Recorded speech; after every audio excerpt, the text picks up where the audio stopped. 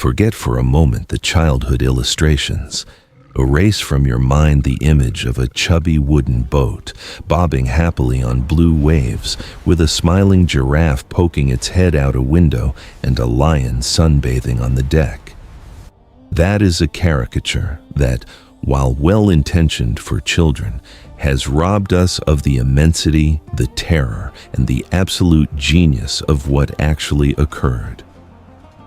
What we are about to explore is not a fairy tale. We are diving into an immersive, raw, and detailed journey to the year 2348 BC to face a monumental reality. We are talking about a survival megastructure, a wooden leviathan designed not to sail, but to withstand the most devastating cataclysm in human history.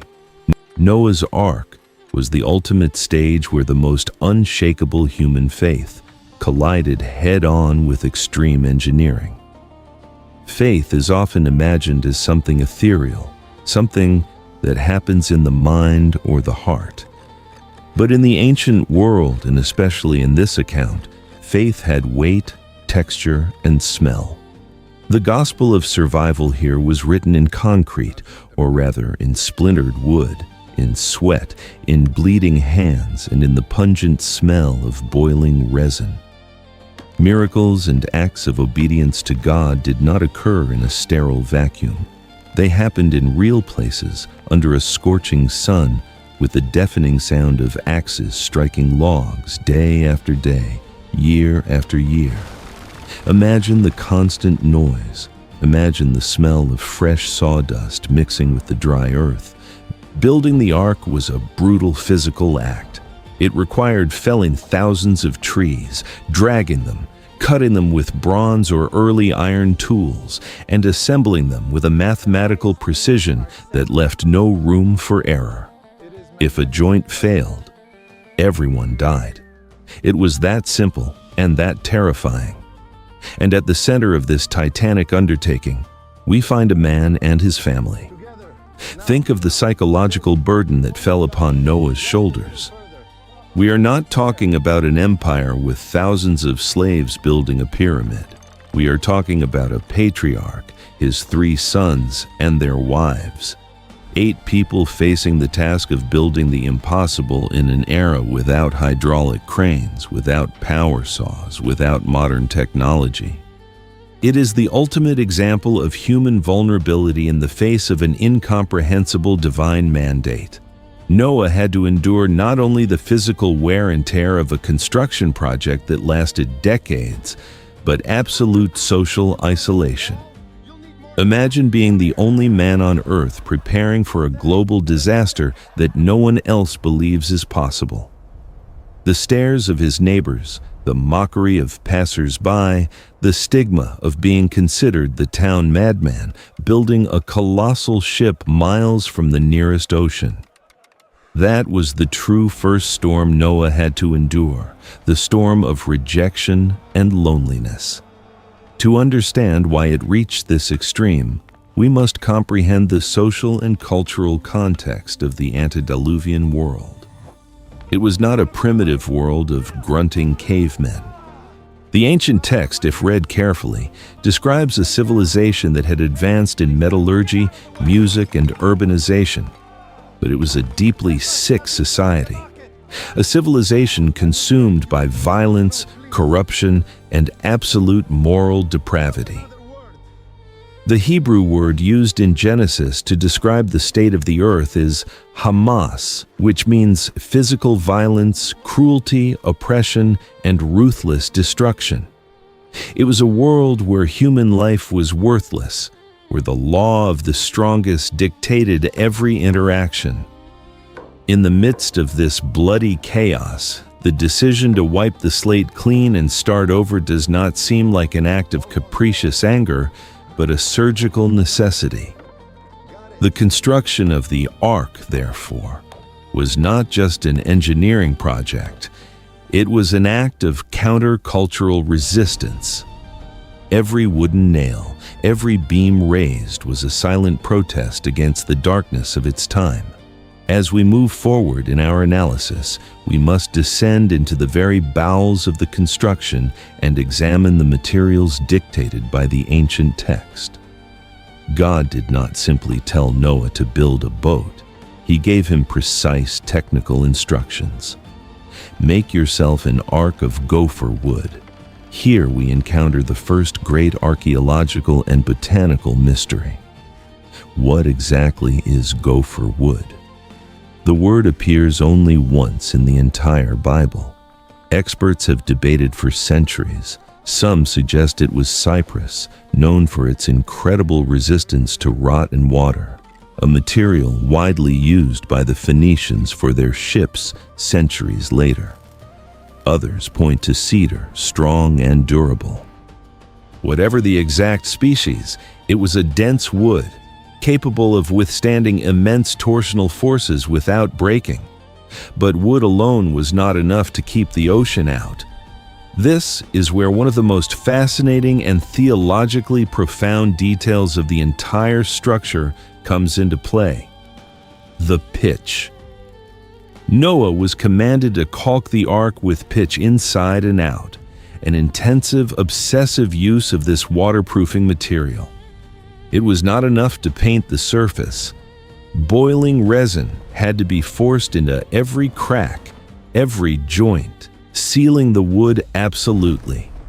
And here, historical rigor intertwines with theology in a way that leaves you breathless. The Hebrew word used for this pitch is kofar, and curiously, it is the exact same root as the word kafar, which is translated in the rest of the Bible as atonement or to cover sins. It is not a coincidence. The text is telling us something profound. Just as the physical pitch, the kofar, covered the wood and protected the family from the waters of judgment and death raging outside, divine atonement covers the human soul. The technical waterproofing of the ship is transformed before our eyes into the ultimate metaphor for the shield of grace. The ark did not float by physics alone. It floated by atonement. Let's talk about the upper architecture, specifically the design of the roof and the only source of light mentioned in the initial instructions. The account mentions the tsohar, an opening or window, finished to a cubit from the top. Unlike common ancient houses that had flat roofs for drying grain or sleeping on warm nights, the ark's roof likely had a slight pitch to allow torrential rains to drain quickly, preventing the weight of standing water from collapsing the structure. But the tsohar is vital. Its technical function was obvious: ventilation and lighting. Imagine the challenge of providing oxygen to thousands of animals and evacuating toxic gases from manure. A continuous opening along the top of the ark, just below the eaves of the roof, would have created a cross-ventilation system indispensable for survival. But again, the physical function hides a spiritual reality. The tsohar was above. Noah's family did not have glass side windows to observe the apocalypse outside. They could not see their neighbors drowning, nor the cities being erased. The only direction they could look, the only source of light, came from above. It forced the crew to look toward the sky, toward the Creator, instead of observing the devastation and death of their previous world. It was an architectural configuration designed to preserve not only their lungs but their sanity. Now, let's descend to the lower level. The ark was divided into 3 decks or floors. The floor of this megastructure was the foundation of survival. In a typical house of the time, the floor might be packed earth or stone. Here, it was a massive framework of wooden beams. Virtually walking through the lower level is to face the problem of pure physics. This was the logical place for the heaviest beasts: elephants, rhinoceroses, hippos, the large herbivores. Why? Because of the center of gravity. In naval engineering, ballast and weight distribution are the difference between floating and capsizing. Placing tons of animal mass at the bottom stabilized the ark against the onslaught of waves that, according to geological models of a global flood, would have been monstrous. Imagine the ingenious load distribution system Noah had to implement. Cross-bracing, massive support pillars, all to prevent the structure from collapsing on itself under the combined weight of the animals and the crushing pressure of the exterior water hitting the hull. The lower level must have been dark, noisy, vibrating with the power of the beasts and the constant creaking of wood flexing against the abyss. Moving up to the middle level, we enter the logistical heart of the ark. If the lower level was the weight, the middle level was the fuel. Here, the daily challenge of feeding becomes a fascinating logistical puzzle. How do you feed a floating zoo for over a year? Noah had to store tons of botanical provisions, hay, grains, seeds, nuts, dried meat for the carnivores. And not just store them, but preserve them from the crushing humidity and insects. It is highly likely that the middle level was filled with wooden silos, giant clay jars sealed with wax or more pitch, and channeling systems to distribute the food. And then there's the problem no one wants to talk about, but which was an overwhelming daily reality: waste management. Tons of manure produced every day. How do you get rid of it without opening large hatches that would compromise the ship's safety? Some engineers who have studied the ark suggest slatted floor systems where waste fell onto sloped ramps or central collection pits that could be safely emptied. Whatever the method, the middle level was a place of incessant work, a dynamic warehouse where survival was earned calorie by calorie. Finally, we reach the upper deck. This was the living space for the human family. Far from the overwhelming weight of the base, closer to the ventilation of the Tsohar. But make no mistake, it was not a luxury cruise. Imagine this family's kitchen. Food preparation had to be done with extreme care. How do you make a fire on a wooden ship coated in highly flammable pitch, surrounded by dry hay? Managing fire for cooking or warmth during the cold winters of the storm required heavy, insulated stone braziers and constant vigilance. Smoke had to be carefully channeled outside. Life on the upper deck was an existence of perpetual caution. 8 people sharing a confined space, listening to the animals beneath them, listening to the rain hit the roof like an incessant demolition hammer. The psychological pressure must have been almost unbearable. It was a world reduced to wood, shadows, and the lingering smell of animals and tar. Let's talk about water resources, a vital aspect that is often overlooked. The ark was surrounded by millions of cubic kilometers of water, but it was water mixed with mud, debris, corpses, and salinity, a toxic and undrinkable ocean. Just as in ancient houses where cisterns and wells were the center of life, the ark needed a fresh water system. It is highly likely they used the immense sloped roof as a catchment area. Rainwater, clean and pure before touching the ocean, could have been channeled through wooden gutters into huge internal cisterns. The role of collecting, purifying, and distributing this water to thousands of thirsty mouths would have been one of the most critical and physically demanding tasks on board. Every drop was sacred. Water was life inside the ark, in sharp contrast to the water that brought death outside. Within this survival routine, there was a deeper order to maintain. The biblical text reveals that the collection of animals was not random. A crucial distinction was made between clean and unclean animals. 7 pairs of the clean, 1 pair of the unclean. This was not just a measure to preserve species, it was a measure to preserve ritual and theological order. Clean animals were necessary for post-flood food, but above all, for sacrifice.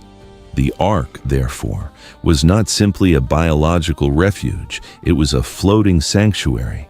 In the midst of absolute chaos, Noah and his family had to maintain a sense of ritual purity. The handling of clean animals required special care. They were preserving not only the ecosystem of the future, but the worship system of the future. The wooden house became the bridge between the fallen world and the redeemed world. Lighting inside the ark is another factor that shapes our understanding of this experience. During the first 40 days and 40 nights of uninterrupted torrential rain, the sky would have been as black as ink. Dense clouds and the fury of the storm would have blocked almost all sunlight. The interior of the ark was plunged into twilight, lit only by the flickering light of oil lamps. Imagine walking through the narrow corridors between the wooden cages, holding a small clay lamp. The shadows of the big cats, the bears, the reptiles, projecting monstrously against the curved walls of the hull. The flicker of the fire reflecting in the eyes of thousands of frightened creatures. Operating these oil lamps required a constant supply of fuel, likely olive oil carefully stored. Keeping the light burning was more than a practical necessity, it was a psychological necessity. Light in the darkness was the symbol that life continued, that they had not been completely swallowed by the abyss. And this brings us to the architectural element most laden with meaning in the entire structure: the immense side door. The dimensions of the ark demanded a colossal door to allow the entry of the largest animals. From a structural engineering standpoint, a door in the side of a hull is the most vulnerable point. It is an interruption in the integrity of the continuous frame. It had to be built with extraordinary thickness, reinforced with cross beams and hinges that defy our understanding of ancient metallurgy. But what is truly amazing is not how it was built, but how it was closed. The text says, "And the Lord shut him in." Noah did not close it. He couldn't. It was likely too heavy to be moved by human force once the ark was seated on its temporary supports. Or perhaps the act of closing the door was too final, too terrible for a man to execute, knowing that by doing so, he was condemning the rest of humanity. God himself sealed the door from the outside. This is analyzed not only as a technical necessity to ensure that the ocean pressure did not burst it inward, but as the ultimate symbol of providence. That door, sealed with divine pitch, is the supreme mezuzah. It marked the absolute boundary between judgment and salvation. Once closed, there was no turning back. Those inside were eternally safe. Those outside were lost. Daily life, once the door closed and the waters rose, must have been an incessant, exhausting cycle, and, in its own way, sacred. Think of the Shabbat cycle in later Jewish homes where intense preparation transforms the house into a temple of rest. In the ark, rest was a rare luxury. The routine was suffocating, waking up in the gloom, checking fresh water levels, feeding the animals layer by layer, cleaning waste, checking the structure for leaks while the ship tossed violently. The concentrated smells of humidity, wet wool, manure, and pitch. The deafening sounds of the wind howling and mountain-sized waves crashing against the gopher wood. In this extreme environment, maintaining ritual order and sanity was a miracle in itself.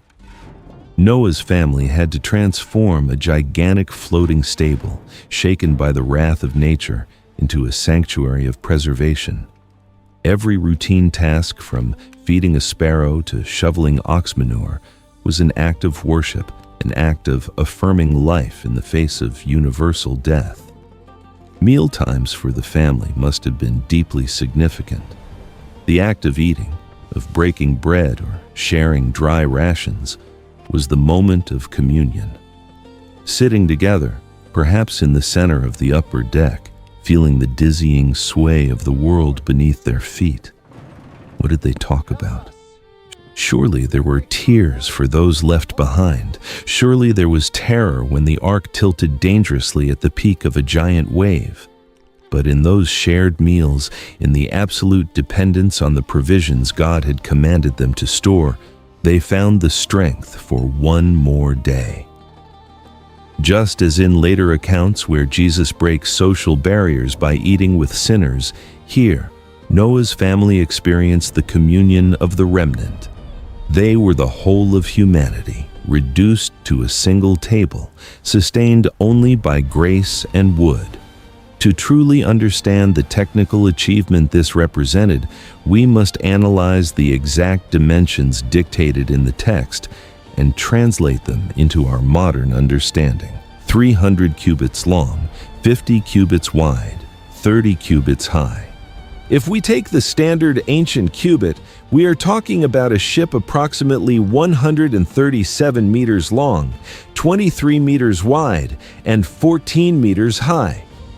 This is not a fishing boat. It is the equivalent of a modern ocean-going cargo vessel. The internal volume was immense, comparable to more than 500 standard freight train cars. But what baffles modern naval engineers are the proportions. The length-to-width ratio is 6:1.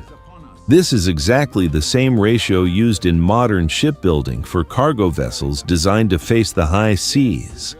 It does not provide speed, it does not provide maneuverability, but it provides maximum hydrodynamic stability. The Ark was not designed to sail, tack, or conquer seas. It had no sails, no rudder, no oars. It was designed exclusively to float and withstand absolute chaos. It was, in every sense, a perfect survival box, a hydrodynamic marvel of its time, designed by the architect of the universe. In the midst of this technical prodigy and daily survival, there was the sacred duty of education and the preservation of memory. Noah was not just saving physical bodies, he was saving human history and the knowledge of God. Think of the long hours of darkness on the upper deck. It was the time to teach.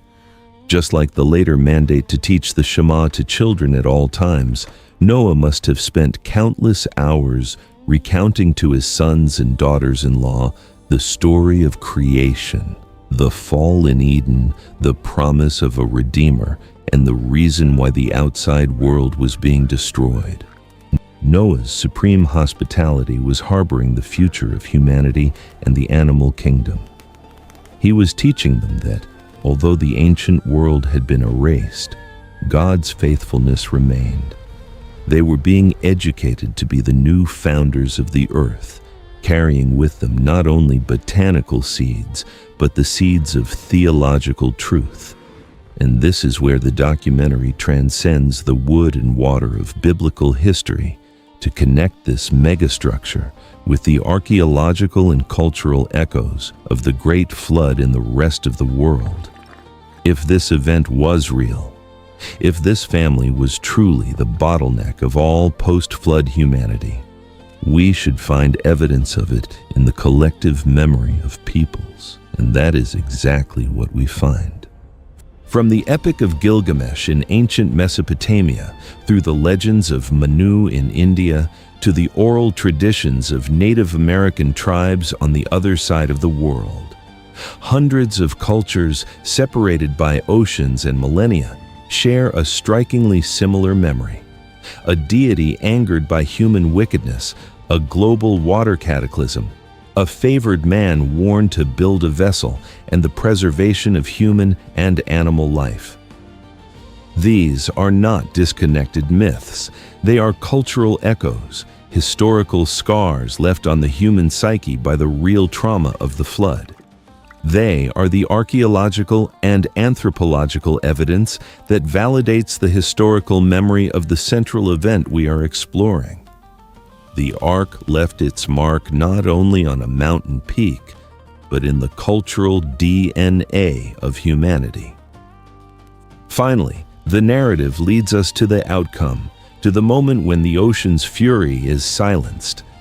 After more than 300 days of confinement, of suffocating smells, of fear and faith tested to the limit, a change occurs.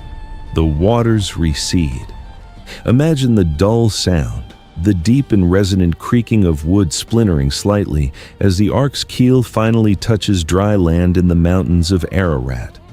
The constant movement stops. The stillness must have been as deafening as the storm was at the beginning. Noah opens the window, releases the raven, then the dove. And finally, the divine command to leave arrives. The heavy pitch-covered door, which had remained sealed like a protective tomb for a year, finally opens, letting in the dazzling light of a sun shining over a washed, empty, and silent world. The smell of damp earth replaces the smell of manure and tar. And the climax of this story, the first act of humanity on this purified earth, is not to run to build houses or plant fields immediately.